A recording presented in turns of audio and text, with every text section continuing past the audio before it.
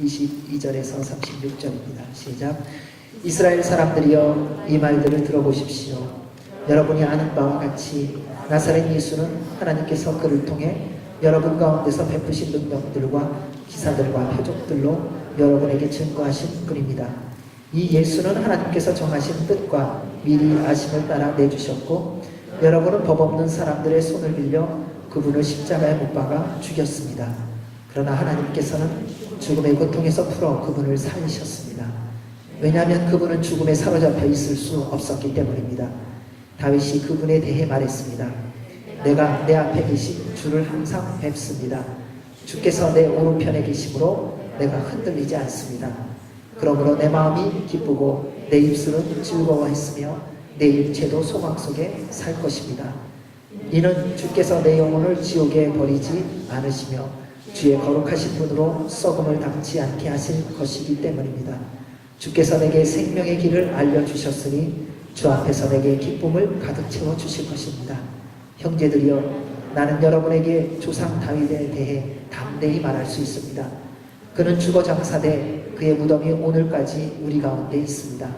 다윗은 예언자기에 하나님께서 그에게 맹세하셔서 그의 몸에서 날 자손을 세워 그의 보좌 위에 앉히시리라는 것을 알고 미리 내다보면서 그리스도의 부활에 대해 그가 지옥의 버림을 당하지 않고 그의 육신이 썩음을 보지 않았다라고 말했습니다.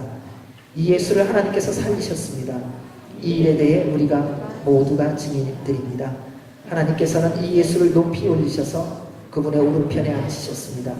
높임 받으신 예수께서는 아버지께서 약속하신 성령을 받아 우리에게 부어주셨는데 지금 여러분이 보고 듣는 것이 바로 이것입니다.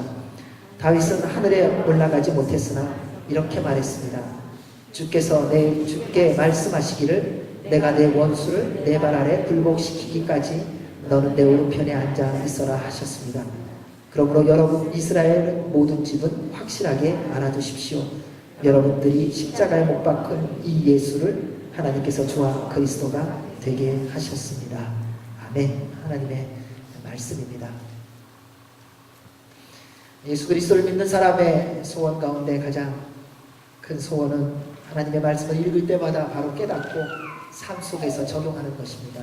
그것이 우리가 그리스도인으로서 살아가면서 변함없이 갖고 있는 모든 사람들의 소원입니다.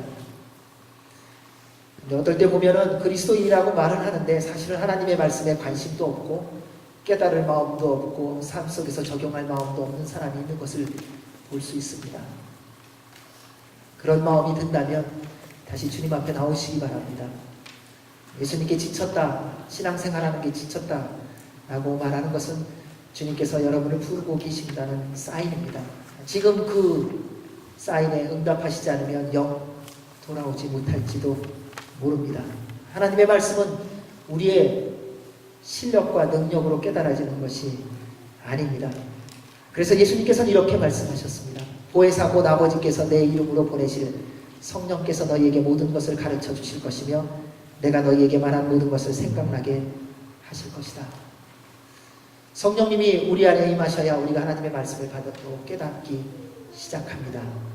그동안에는 믿어지지 않았고 서로 연결되어지지 않았던 창세기와 레위기가 무슨 관계가 있고 레위기와 계시록이 무슨 관계가 있나 갈등하고 고민하던 우리에게 성령님이 임하기 시작하면 그때부터 하나님의 말씀이 처음부터 끝까지 다 연결되어 있다는 것을 깨닫게 되어집니다. 그리고 그 말씀이 나하고 상관없는 말씀이 아니라 우리의 삶의 현장 속에 구석구석에 내가 이해하지 못하는 그 순간순간에도 주의 뜻대로 말씀하신 대로 이루어지는 것을 보게 하시고 느끼게 하시고 그리고 경험하게 하십니다. 예수님과 3년 동안이나 함께 지냈던 시간 동안 제자들이 얼마나 하나님의 말씀을 그리고 놀라운 말씀을 많이 들었습니까? 하지만 그들이 주의 말씀으로 온전히 깨닫기 시작했던 것은 언제인가? 오순절 사건 이후라는 것입니다. 우리는 한때 말씀을 읽다가 깨닫는다라고 하는 순간이 있습니다. 그런데 어느 시간이 지나고 나면 말씀이 너무 지겹고 힘들고 말씀처럼 우리로 힘들게 하는 것이 없는 것 같이 여겨지는 때가 있습니다. 여러분 다시 성령님 충만을 구하십시오. 주님의 영이 임하지 않으면 그때부터 우리의 말씀에 대한 깨달음은 점점 사라지게 될 것입니다. 말씀은 스스로의 노력과 수고가 아닌 성령님의 계시와 조명만으로 온전히 깨달아질 수 있는 것입니다. 노력하고 수고하지 말라는 것이 아닙니다. 우리의 노력과 수고만으로 말씀은 깨달아지지 않는다는 겁니다. 여러분 학교에 왜 다니십니까? 여러분이 스스로 노력하고 수고해서 책 보고 다 알 수 있다면 학교 다닐 필요 없지 않겠습니까? 그냥 참고서 보고 살아가면 될 것입니다. 우리가 하나님의 말씀을 보고서 내가 깨닫는 것만큼 깨닫고 그만두는 것처럼 교만한 것은 없습니다. 내가 깨닫는 것을 깨닫는 것이 말씀이 아니라 성령 하나님께서 우리로 말씀하시고자 하는 것을 깨달아야 그때 우리는 비로소 주의 말씀을 깨달아가고 알고 있다라고 고백할 수 있습니다. 주님의 일을 하는 사람 가운데 이런 말을 하는 사람이 많습니다. 지난 5년, 10년 주님의 일 섬기고 나니까 번아웃 됐다고, 지쳤다고. 내가 그동안 성경 말씀 많이 읽어봤는데 이제 나 잘 모르겠다고. 주께로 돌아오십시오. 왜 지치는가? 내 힘으로 했기 때문입니다. 내 말씀이 깨달아지지 않는가? 내 노력만 있기 때문입니다. 어느 일도 내 노력으로만 하면은 반드시 지치게 되어 있습니다. 직장 생활하면서 지치는 이유가 무엇입니까? 내 힘으로 하기 때문입니다. 여러분 부부 생활하면서 어려워지는 이유가 무엇입니까? 내 지식으로만 살기 때문입니다. 자녀와 부모 간에 그렇게 어려운 일이 생기는 이유가 무엇입니까? 우리가 세상에서 들은 지식으로만 양육하고 대하려고 하기 때문입니다. 하나님의 일을 하면서 지쳤다면 한 가지를 꼭 생각해 보십시오. 누구의 힘으로 했는가? 성령님의 도우심으로 한 사람은 결코 지침이 없습니다. 고난과 시련이 없는 것이 아니라 지치지 않는다는 것입니다. 수많은 믿음의 선배들을 보면 그들은 생명을 놓고도 주의 일을 섬기기에 지치지 않았다는 사실입니다. 사망의 엄침한 골짜기를 걸어갈 때도 그들은 결코 지쳤다 말하지 않고 내가 주의 부르심 받아 주의 말씀대로 순종하며 내 생명을 그를 위하여 드릴 수 있다는 것이 가장 큰 축복이라는 고백을 한 것을 볼 수 있습니다. 따라서 사랑하는 여러분, 주의 일을 섬기다가 지쳤다. 성령님 충만을 구하십시오. 여러분의 일, 여러분의 능력과 실력으로 하는 것을 이제 그만 멈추시라. 그렇게 힘들지 하지 말라는 겁니다. 우리 하나님은 여러분이 하나님의 일을 힘들게 하기를 원하시지 않으세요. 감사와 기쁨으로 섬기기를 원하세요. 어떻게 해요? 주님의 영이 우리에게 임하시며 내 힘과 내 실력과 내 노력으로 하는 것이 아니라 하나님의 기름 부으심으로, 성령님의 기름 부으심으로 말미암아 주의 일을 섬길수록 기쁘고 즐겁고 감격함으로 할 수 있기 때문입니다. 그럴 때에 우리의 삶의 현장이 다 기쁨이 되는 겁니다. 누군가 나가기를 힘들게 하는 것 때문에 힘든 게 아니라 그만한 것에 감사할 수 있다는 겁니다. 지금 내가 형제자매와 함께 갈 수 있는 것이 가장 큰 하나님의 선물인 줄 알고 기뻐하고 즐거워할 수 있다는 사실입니다. 사랑하는 여러분, 성령님 충만을 간구하십시오. 오늘날 수많은 이단들이 생겨나고요, 고집스러운 신앙인이 생기는 이유는 생각보다 간단합니다. 자신이 스스로 깨달았다고 믿고 있기 때문입니다. 도를 깨치는 것, 선을 깨치는 것과 마찬가지입니다. 다른 종교에서 스스로 묵상하고 도를 깨닫는 것과 비슷하게 생각합니다. 그래서 말씀 읽고요, 내가 뭘 깨닫는가에 집중합니다. 그래서 우리가 하나님 말씀 가지고 싸우는 거 아세요? 큐티 쉐어링하면서 싸워요. 도대체 거기서 그런 얘기가 어디 있냐? 하나님의 말씀을 들으면서 우리는 분용합니다. 왜냐하면 내가 깨닫는 말씀을 우리는 원하고 내가 깨닫는 말씀을 전하려고 하기 때문입니다. 하나님의 말씀은 스스로 깨닫는 사람은 없습니다. 왜냐하면 하나님의 말씀은 인간의 능력으로 깨달을 수 있는 것이 아니기 때문에요. 이 땅에 좋은 신앙서적들이 참 많습니다. 하지만 모든 신앙서적이 목표하는 것은 무엇인가? 하나님의 말씀을 깨닫는 데 도움을 주는 것입니다. 그것이 하나님의 말씀은 아니라는 사실입니다. 신앙생활을 하다 보면 우리는 알게 모르게 자신의 신앙 노선을 가지고 주장하는 사람들을 만날 수 있습니다. 아니 어쩌면 우리 각자가 다 내 신앙의 노선을 가지고 누군가와 신앙생활할 때 맞느냐 안 맞느냐 이걸 따지고 있는지 모릅니다. 이 사람은 나하고 맞다 안 맞다. 누가 그렇게 말씀했습니까? 어디 성경 말씀에 신앙 노선은 이거니까 이렇게 해서 거기에 맞지 않는 사람은 맞지 않다고 주님이 말씀하신 적이 있다면 우리는 그렇게 따라가야 될 것입니다. 하지만 그렇지 않다면 우리는 나에게 맞느냐 안 맞느냐가 아니라 하나님의 말씀 안에서 함께 하나 되어 더불어 달려가야 할 것입니다. 하나님의 말씀을 깨닫고 하나님의 뜻을 깨달으려면 그래서 성령님 충만해야 합니다. 인생을 살아가면서 설명할 수 없는 일이 얼마나 많습니까? 여러분, 여러분의 삶에 대해서 누구에게 설명하겠습니까? 고난과 시련이 있을 때도 설명이 안 되지만요, 기쁘고 즐거운 일이 있어도 설명이 안 됩니다. 나한테는 너무나도 기쁘고 즐거워 있는 일인데 듣는 사람에게는 전혀 아무것도 아닐 때가 참 많더라고요. 나는 그 일이 너무 가슴 아프고 힘들고 무너질 것 같은데 그 이야기를 듣는 다른 사람에게는 뭘 그걸 갖고 그렇게 힘들어하고 어려워하냐고 이야기하는 경우가 많은 것을 볼 수 있습니다. 나의 인생조차 설명되어지지 않고 이해하지 못할 순간이 많습니다. 여러분, 여러분의 인생을 이해하고 받아들일 수 있고 해석할 수 있게 하는 분이 누구이겠습니까? 바로 성령 하나님이십니다. 그분 외에는 우리에게 누구도 설명할 수 없습니다. 그래서 성령님 충만한 사람은 늘 예수 그리스도 안에서 말씀에 순종하며 살아갑니다. 때로는 희생당하고 무시당하고 버림당합니다. 오해를 받습니다. 아무도 나를 찾아주지 않습니다. 그럼에도 불구하고 또 말씀대로 순종하며 살아갑니다. 왜냐하면 성령 하나님께서 여러분과 함께 하시며 깨닫게 해주시고 그 모든 것을 넉넉히 감당하고 이길 힘과 능력을 주시기 때문에요. 우리가 이 얘기를 하면 다 얘기합니다. 나 왕년에 그랬었다고. 믿음의 모든 사람들의 공통점 가운데 하나가 뭐가 있냐면요, 예전에 성령 충만했던 적이 있었다는 거예요. 예전에 한때 열심히 기도했던 적이 있었다는 거예요. 왕년에 주님의 일 열심히 섬겼다는 거예요. 왕년에 나도 열심히 다른 사람 사랑하고 용서했다는 거예요. 그러면 지금은 어떻습니까? 여러분, 10년 전, 20년 전은 성령님 충만함으로 살았는데 10년, 20년 지나고 나니 성령님의 도움 없이 내 힘과 능력으로 살아갈 수 있기에 지금은 성령님 충만함이 필요 없는 것입니까? 10년 전, 20년 전은 기도하며 주의 도움을 받아야 살아갔지만은 지금은 내가 나름대로 하나님을 알고 있기 때문에 지금은 주 앞에 고백하고 기도하지 않고 도움을 청하지 않아도 내 능력으로 살아갈 수 있기에 기도하지 않아도 되는 것입니까? 어쩌면 지금이 더 기도해야 될 때가 아니겠습니까? 어쩌면 지금이 더 성령님 충만함을 간구해야 될 때가 아닙니까? 어쩌면 지금이 과거의 어떤 때보다도 주의 도우심과 인도하심이 필요한 때가 아니십니까? 어쩌면 지금이 살아계신 하나님의 아들 예수 그리스도와 함께 숨 쉬는 순간마다 함께 동행하며 걸어가야 되는 순간이 아니십니까? 그렇다면 마땅히 주 앞에 나와 주님의 도움을 구해야 되지 않습니까? 여러분, 여러분의 능력으로 지식으로 나이가 들어서 인터넷으로 많은 것을 봐서 자녀 양육을 그렇게 잘하고 계십니까? 여러분, 그렇게 많이 인터넷으로 많은 소식을 듣고 학교를 많이 다녀갖고 부부의 관계가, 부모 자녀의 관계가, 다른 형제와 자매의 관계가 그렇게 원활하게 회복되고 계십니까? 주님이 아니고는 우리는 한순간도 제대로 살아갈 수 없습니다. 성령 하나님이 도와주시지 않는다면 우리는 한순간도 제대로 생각할 수 있는 사람이 아니라는 것입니다. 사도들을 보십시오. 그분들은 성령님 충만함을 받은 이후로 이전의 그들이 아닙니다. 여전히 세상에서 요구하는 자격증은 없습니다. 여전히 무식한 사람입니다. 갑자기 학벌이 좋아진 거 아닙니다. 가문이 바뀐 것도 아닙니다. 내놓을 만한 경험이나 지식이 갑자기 생긴 것도 아닙니다. 그런데 세상에 대해서 담대해졌습니다.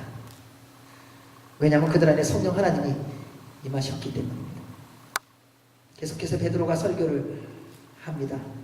이 설교는 베드로의 설교가 아니라 사실은 성령 하나님의 설교입니다.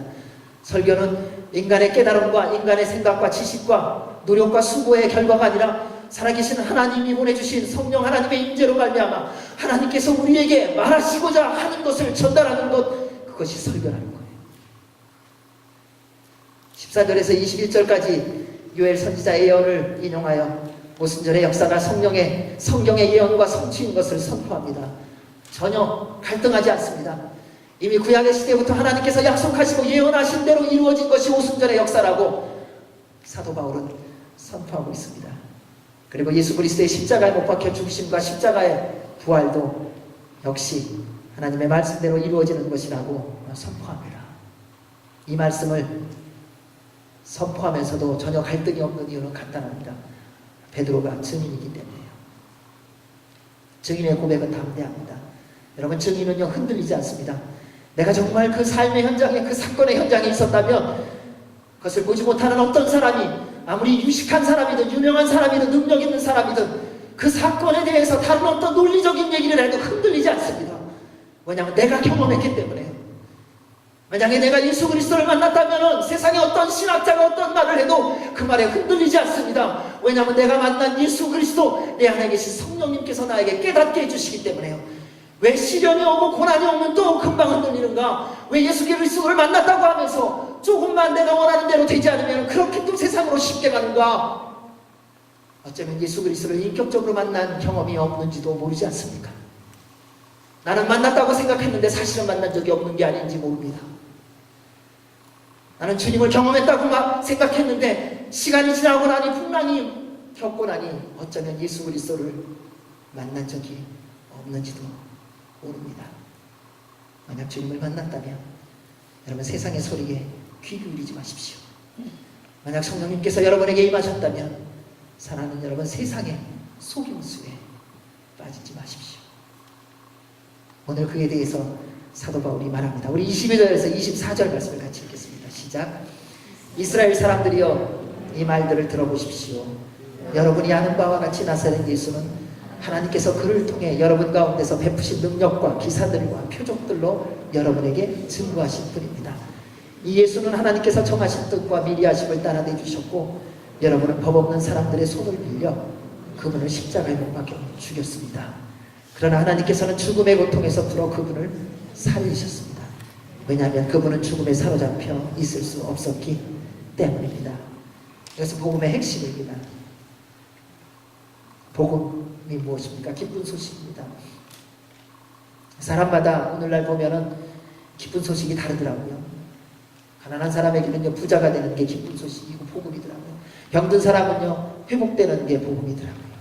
갈 길이 없는 사람은요 갈 길이 열려지는 게 복음이더라고요. 관계가 깨진 사람에게는 그 관계가 회복되는 게 복음이더라고요. 그런데 이 땅에서 우리가 생각하는 기쁜 소식 복음이라는 것은 다 제한적이고 한시적인 것을 볼 수 있습니다. 그렇다면 여러분에게 요즘 복음은 무엇입니까? 여러분이 그렇게 간절히 기다리고 소망하고 듣기를 원하는 기쁜 소식은 요즘 여러분에게 무엇이 있습니까? 저는 그것이 예수 그리스도이기를 바랍니다. 예수님을 믿는 우리에게 이 땅에 육신의 몸을 입고 내려오셔서 우리의 모든 죄악과 허물을 대신 짊어지시고 십자가에 달려 죽으시고 부활하셔서 하나님 보좌의 우편에 앉아 계시며 언젠가 다시 오실 그 예수님, 그분이 여러분의 가장 기쁜 소식이기를 소원합니다. 다른 어떤 것도 예수 그리스도라는 복음과 비교할 수 없기를 바랍니다. 여러분 세상의 모든 명예보다도 예수 그리스도를 바꿀 수 없기를 바랍니다. 여러분 세상의 재벌이 되는 것보다도 이 세상에서 가장 명예롭게 권세 있게 사는 것보다도 예수의 말씀이 여러분에게 가장 기쁜 소식이 날마다 되시기 바랍니다. 예수 그리스도 외에 다른 것이 없기를 바랍니다.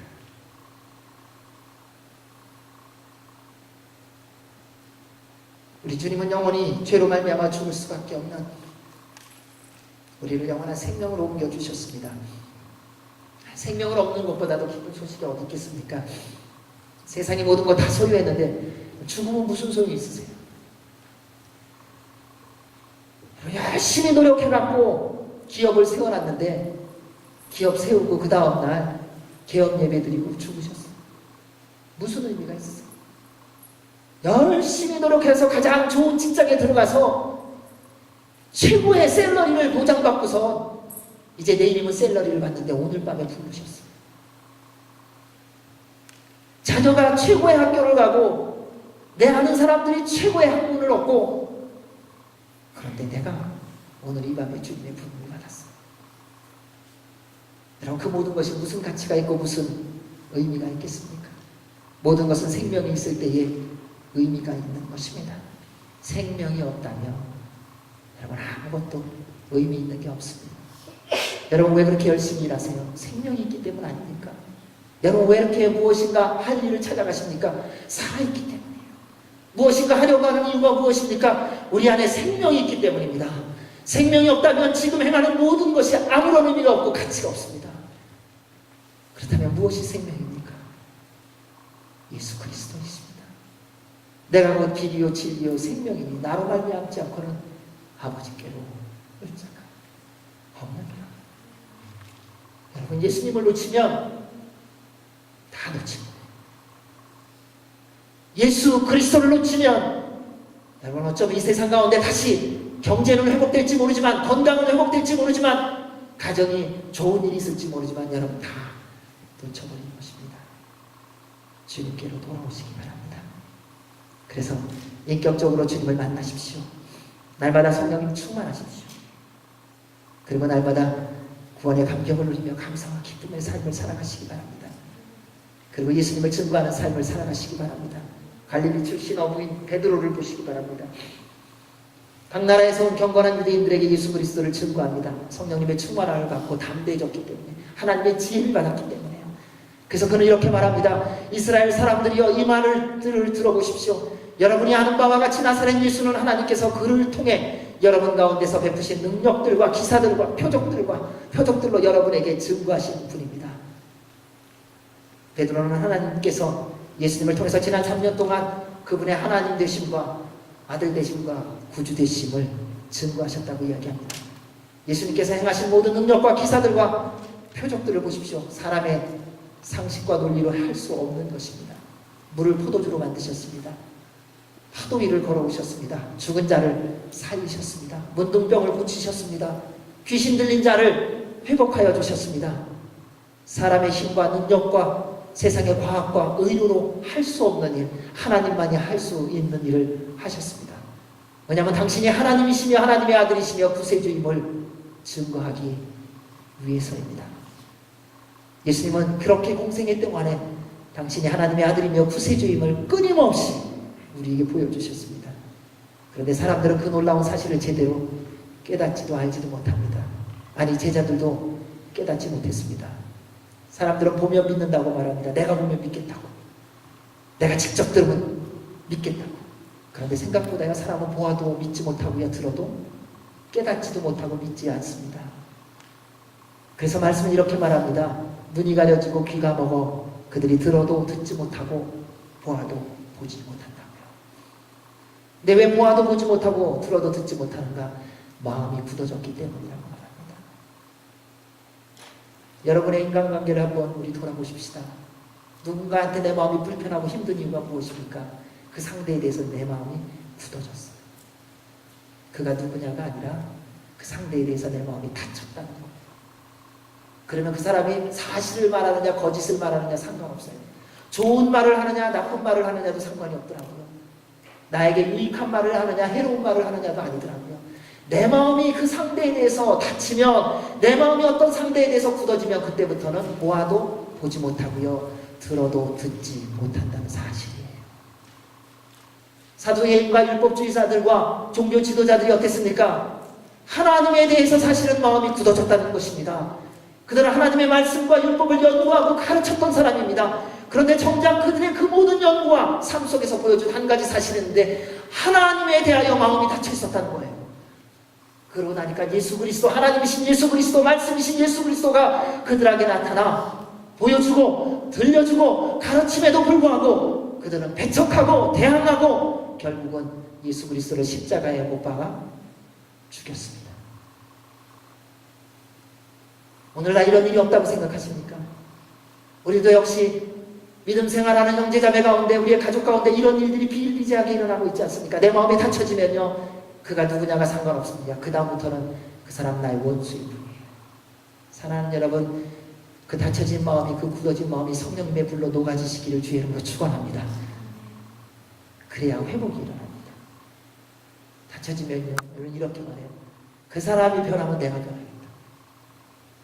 근데 성령님이 임하시면 어떻게 변하는지 아세요? 내가 먼저 변하기 시작한다는 것입니다. 내 마음이 먼저 내가 바뀌어지기 시작한다는 것입니다. 그래서 듣고 싶다고 들려지는 것이 아니고요, 보고 싶다고 보여지는 것이 아닙니다. 하나님께서, 성령님께서 우리의 눈을 뜨게 하시고 우리의 귀를 열어주셔야만 듣고 볼 수 있습니다. 그러므로 날마다 성령님 충만하시기를 바랍니다. 베드로는 예수님의 십자가 사건이 결코 우연이 아님을 이어서 말합니다. 23절을 다시 한번 읽어보겠습니다. 시작. 이 예수는 하나님께서 정하신 뜻과 위대하심을 따라 내주셨고, 여러분은 법 없는 사람들의 손을 빌려 그분을 십자가에 못 박아 죽였습니다. 예수님의 십자가의 죽으심은 하나님께서 처음부터 정하신 하나님의 계획이었습니다. 어느 날 할 수 없이 인간이 하도 죄를 많이 지어갖고 대안이 생기지 않아서 죽기로 결정하신 것이 아니라 처음부터 그렇게 정하셨다는 것입니다. 이것이 하나님의 우리를 향한 사랑입니다. 그래서 말씀은 이렇게 말합니다. 예수 그리스도는 하나님 곧 우리 아버지의 뜻을 따라 이 악한 세대에서 우리를 건져내시려고 우리 죄를 대신해 자신의 몸을 내주셨습니다. 모세가 광야에서 뱀을 들어올린 것 같이 인자도 들려야 한다. 그것을 믿는 사람마다 영생을 얻게 하려는 것이다. 하나님께서 세상을 이처럼 사랑하셔서 독생자를 주셨으니 이는 그를 믿는 사람마다 멸망하지 않고 영생을 얻게 하려는 것이다. 유대인들은 예수님이 하나님이라는 것을 절대 깨닫지 못했습니다.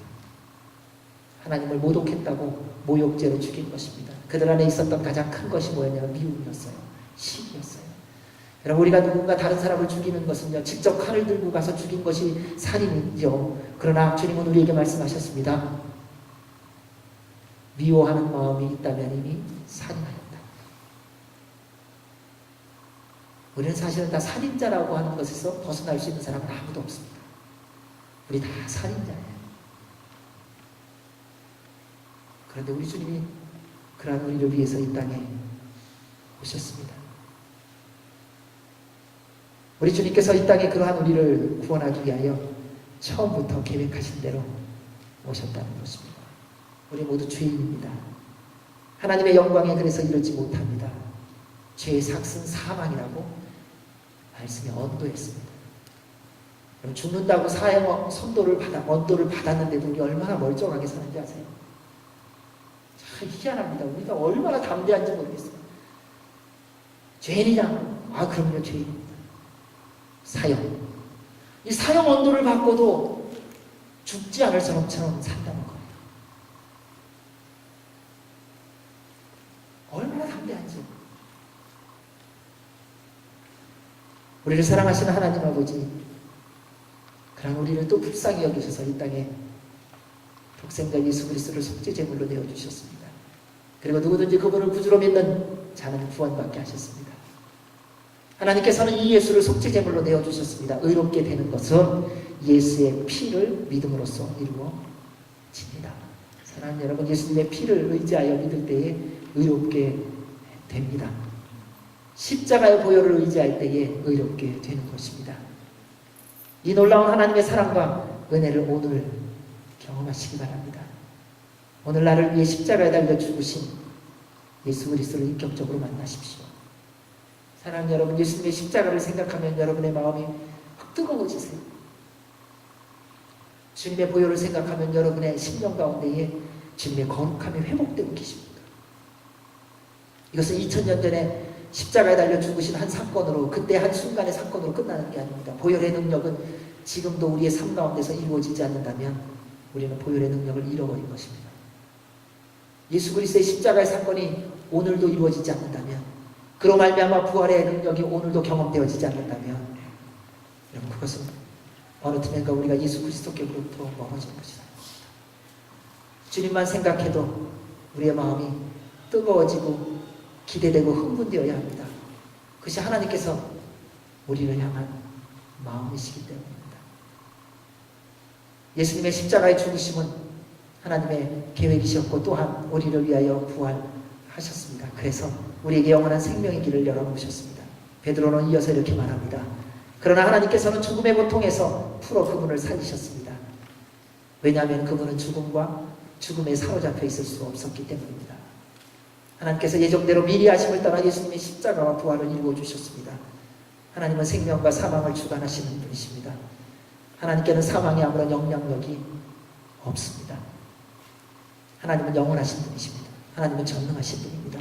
하나님은 창조주 하나님이십니다. 여러분에게 하나님은 어떤 분이세요? 그분은 전능하신 분이십니까? 여러분에게 하나님은 살아계십니까? 하나님은 여러분에게 하나님 되십니까? 그렇다면 여러분이 사는 삶 가운데 불가능이라고 하는 것은 여러분에게 아무런 영향력을 끼쳐서는 안 됩니다. 만약 하나님이 전능하신다면 전능하신 하나님 앞에 불가능이란 아무 의미가 없습니다. 그분은 우주를 창조하시는 분입니다. 그분은 말씀으로 온 우주 만물을 창조하시는 분이십니다. 만약 우리 안에 정말 하나님에 대해서 전능하신다는 하나님이라는 온전한 믿음이 있다면 여러분의 삶의 여정이 지금 어디에 있든지 그것 때문에 갈등하거나 고민하지 않을 것입니다. 살아계신 하나님 말을 붙들고 그분의 말씀대로 순종하며 살아가게 될 것입니다. 생명 앞에서 죽음은 어떤 능력도 없습니다. 그것은 마치 빛 앞에 있는 어둠과 같습니다. 여러분, 어둠이 어두운 것이 아무런 두려움이 되지 않습니다. 왜냐하면 빛이 있다면. 여러분, 죽음이 두렵지 않은 이유는 우리 안에 생명이 있기 때문입니다. 예수 그리스도의 생명을 소유하고 있는 사람이라면 아무리 사망이 온다고 하여도 그거에 대해서 결코 두려워하지 않습니다. 왜냐하면 생명이 그 모든 사망을 넉넉히 이기게 하기 때문입니다. 어떤 죽음의 세력이라 하여도 예수 그리스도의 생명 앞에서는 조금 더 힘을 쓸 수가 없습니다. 사랑하는 여러분, 우리 구주 예수 그리스도께서 여러분을 위해 십자가에 달려 죽으시고 부활하셨습니다. 그리고 그분이 여러분의 주가 되십니다. 따라서 여러분의 인생 가운데 어떤 어둠의 세력이 온다 할지라도 두려워하지 마십시오. 생명의 빛이신 예수님께서 여러분과 함께 하십니다. 세상에 어떤 풍랑과 어떤 고난과 시련이 밀려온다 할지라도 여러분, 그 파도를 보면서 먼저 넘어지지 마십시오. 파도 위를 걸어오시는 그 예수님이 여러분의 주인이십니다. 그분만 붙들고 나아가시기 바랍니다. 그래서 사도 바울은 이렇게 고백했습니다. 사망 안에 승리가 어디 있느냐? 사망 안에 독침은 어디 있느냐? 사망의 독침은 죄요, 죄의 권세는 율법입니다.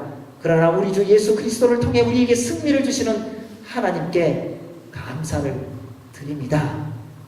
오늘 우리에게도 이러한 고백이 있기를 바랍니다. 우리 25절에서 28절 말씀을 같이 읽겠습니다. 시작. 다윗은 그분에 대해 말했습니다.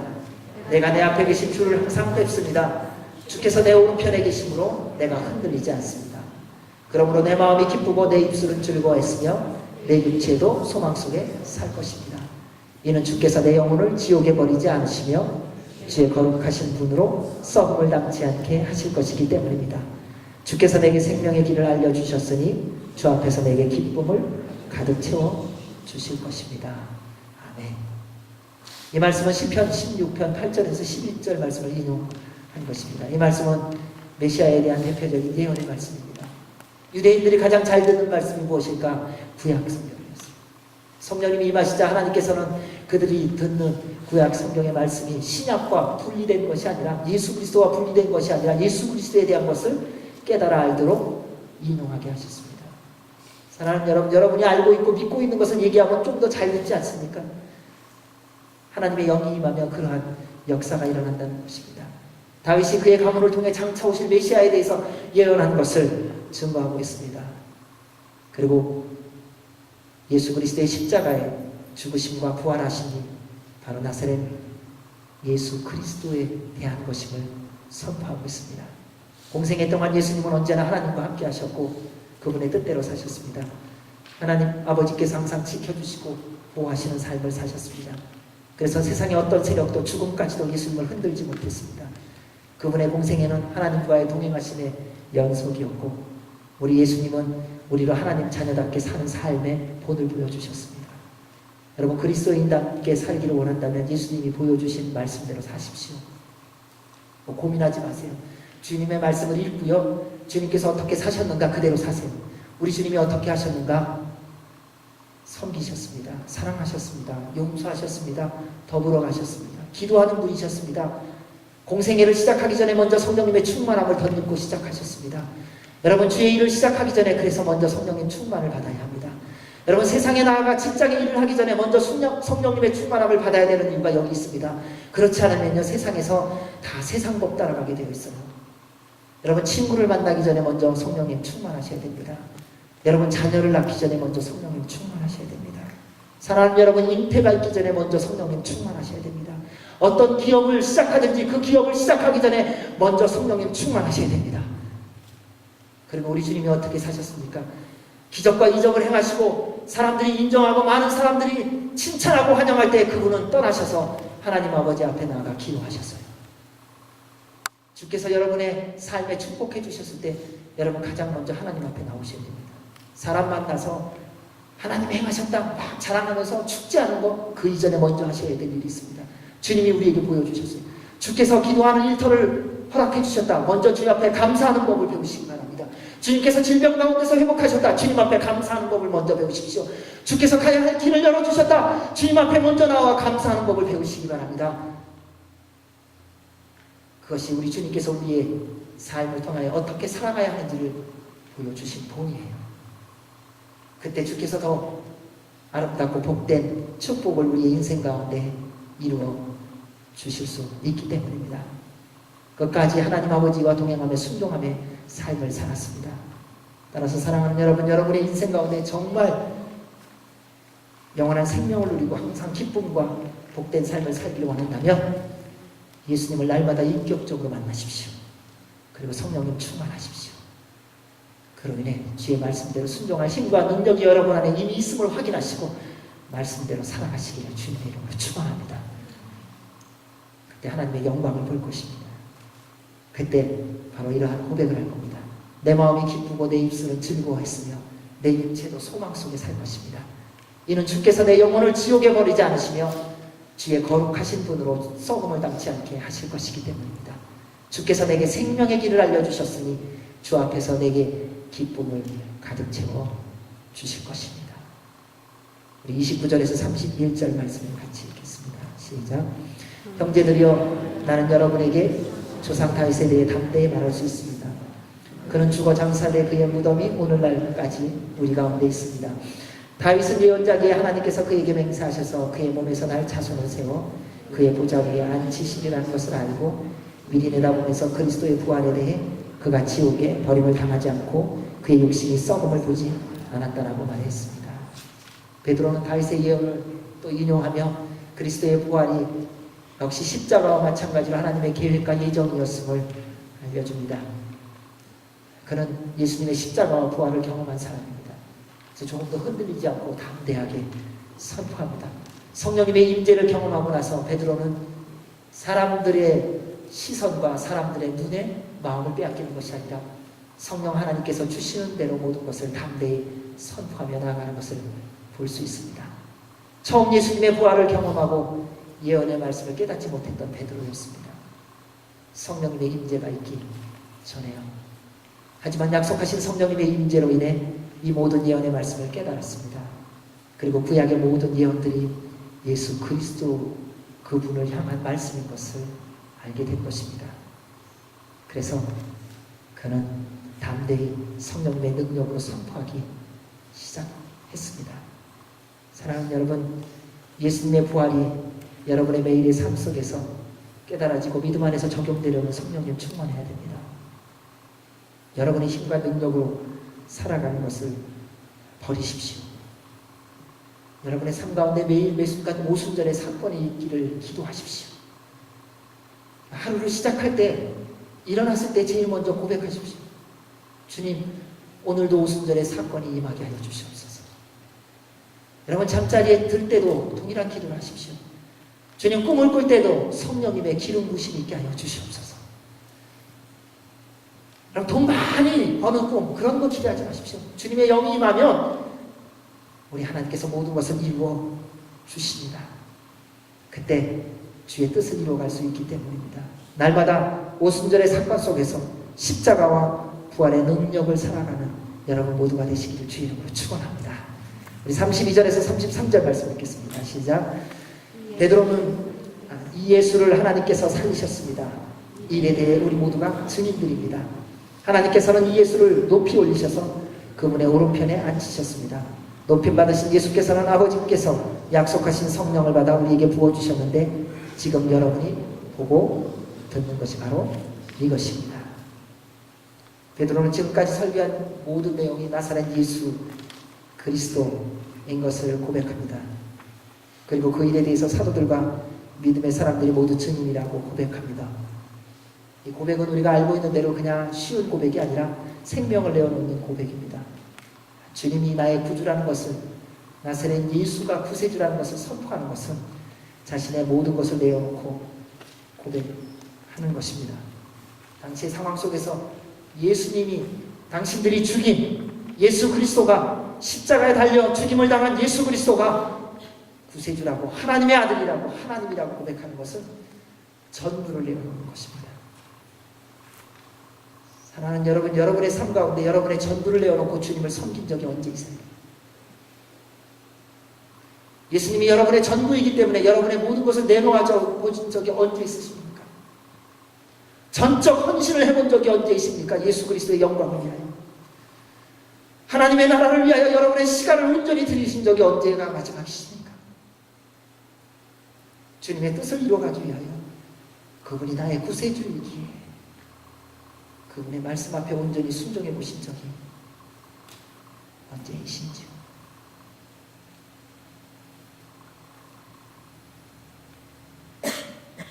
사랑하는 여러분, 주님은 여러분을 만나기를 원하십니다.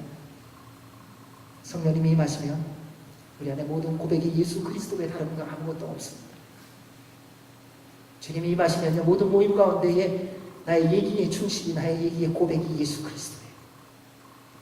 어떤 사람이 나를 힘들게 했다고, 어떤 사람이 나의 마음을 상하게 했다고, 그거 다 주님으로부터 멀어졌기 때문에, 우리의 삶의 주인이 예수 그리스도라면, 성령님이 내 안에 충만히 임하시다면, 살아계신 하나님의 아들 예수 그리스도 외에는 다른 어떤 것도 우리의 관심이 되지 못합니다. 주님 외에 다른 것이 관심이 있다는 것 자체가 사실은 주님이 우리 삶에 나의 주인이 아니라는 것을 반증하는 거예요. 주님이 내 안에서 살아계시고 역사하시다면 주님만 바라보며 달려갈 수밖에 없습니다. 주의 말씀이 들리지 않는 이유는 간단해요. 내 삶의 주인이 예수님이 아니기 때문이에요. 여러분, 예배 드리다 보면 그런 거 있잖아요. 어떤 보면은 예배하다 보면은 신문만 쫙 보는 분이 있어요. 어떤 분은 전화기 갖고 계속 뭘 확인하는 분이 계세요. 왜요? 나하고 관계없는 말이거든요. 하나님의 말씀이지만 나하고 관계가 없단 말이죠. 그렇게 10년, 20년, 30년을 간들 무슨 의미가 있겠습니까? 여러분, 말씀을 100번, 200번, 300번을 읽으면 무엇합니까? 정작 주의 말씀은 나에게 들려지지 않는데, 성령님의 충만함이 없다면 우리는 마지막 순간까지 마음이 굳어서 살 수 있다는 사실이에요. 사도 베드로는 우리에게 끊임없이 말씀합니다. 너의 마음이 굳어진 이유는 내 힘으로 살려고 하기 때문이라는 거예요. 사랑하는 여러분, 성령님 충만하시기 바랍니다. 성령님은 우리 안에 임할 때에 이러한 사도 바울의 고백이 우리에게도 있을 겁니다. 나는 그리스도와 함께 십자가에 못 박혔습니다. 그러므로 이제 더 이상 내가 사는 것이 아니라 내 안에 그리스도께서 사시는 것입니다. 이제 내가 육체 가운데 사는 것은 나를 사랑하셔서 나를 위해 자신의 몸을 내주신 하나님의 아들을 믿는 믿음으로 사는 것입니다. 이것이 바로 구원받은 사람의 모습입니다. 이것이 바로 성령님 충만한 사람의 모습입니다. 예수 그리스도의 증인으로 살아가는 것이 가장 기쁘고 즐거운 것입니다. 사랑하는 여러분, 여러분의 입술이 예수님을 증거해서 세상의 사람들이 주께로 돌아오지요. 그러나 여러분의 삶이 예수 그리스도의 증인의 삶을 산다면 여러분 직장에서 여러분 때문에 예수님을 만나는 일이 있을 것입니다. 우리가 성령님 충만한지 안 한지 간단합니다. 여러분이 지금 삶의 터전에서 여러분의 삶의 모습을 통해 예수 그리스도를 발견하는 것이 있어야 됩니다. 공부하는 분이라면 친구 가운데에 여러분의 공부하는 모습을 통해서 예수님의 흔적을 발견해야 됩니다. 일하는 사람이라면 여러분의 일하는 태도를 통해서 예수 그리스도의 모습이 드러나야 됩니다. 여러분, 뭐든지 마시든지 무엇을 하든지 여러분의 삶 속에서 예수 그리스도의 흔적이 드러나기를 주님의 이름으로 축원합니다. 우리 34절에서 36절 말씀 읽겠습니다. 시작. 다윗은 하늘에 올라가지 못했으나 이렇게 말했습니다. 주께서 내 주께 말씀하시기를 내가 내 원수를 내 발 아래 굴복시키기까지 너는 내 오른편에 앉아있으라 하셨습니다. 그러므로 이스라엘 모든 집은 확실하게 알아두십시오. 여러분이 십자가에 못 박은 이 예수를 하나님께서 주와 그리스도가 되게 하셨습니다. 사랑하는 여러분, 성령님이 임하시면 세상이 이해할 수 없는 일들이 일어납니다. 선교의 모든 현장에서 어떻게 그렇게 한 마을이, 한 부족이 통째로 주님께로 돌아오는가? 성령님의 임재가 있었기 때문이에요. 어떻게 영적 대각성 부흥운동이 일어났는가? 말씀을 전하는 사람의 능력이 아니라 성령님의 능력이 그 모임 가운데에, 그 말씀 가운데 있었기 때문이에요. 사랑하는 여러분, 예수 그리스도를 믿고 성령님 충만한 사람은 기적의 삶을 사는 사람입니다. 불가능을 가능으로 변화시키며 살아가는 사람입니다. 왜냐하면 성령이 임하시면 우리 안에 이해할 수 없는 하나님의 일들이 이루어지기 때문입니다. 그래서 세상 사람들이 여러분을 보면서 주님을 보는 거예요. 어떻게 이런 일이 있을 수 있는가? 도저히 이해할 수 없는 일이 여러분의 삶을 통하여 이루어지기 때문에 그를 통해 주께로 돌아오는 역사가 일어나는 것입니다. 베드로는 다윗의 예언적 고백을 통해 그리스도가 주 되심을 선포합니다. 그리고 설교의 결론을 내며 유대인들에게 단호하게 말합니다. 이 말씀은 우리에게도 동일하게 주시는 겁니다. 우리가 예수님을 십자가에 못 박았음을 알아야 됩니다. 여러분, 유대인들이 죽인 거, 로마 병정들이 죽인 게 아니라 우리가 죽였습니다. 우리도 같이 죽였어요. 그래서 주 앞에 나와 회개하고 용서를 받아야 됩니다. 우리의 모든 죄와 허물을 대신 짊어지시고 십자가에서 죽임을 당하신 예수 그리스도를 하나님께서 살리셔서 우리의 주가 그리스도가 되게 하셨습니다. 사랑하는 여러분, 십자가와 부활은 우리를 살리시기 위한 하나님의 사랑이요 선물입니다. 사랑하는 형제자매 여러분, 우리 죄를 사하시기 위하여 십자가에 달려 죽으신 그 예수님을 숨쉬는 순간마다 만나시기 바랍니다. 그리고 날마다 성령님 충만하십시오. 여러분의 삶의 주인이 예수 그리스도가 되게 하시기 바랍니다. 그러면 여러분이 지금 걱정하고 염려하고 두려워하는 모든 것들에 주님의 인도하심과 회복하심과 책임지심이 임할 것입니다.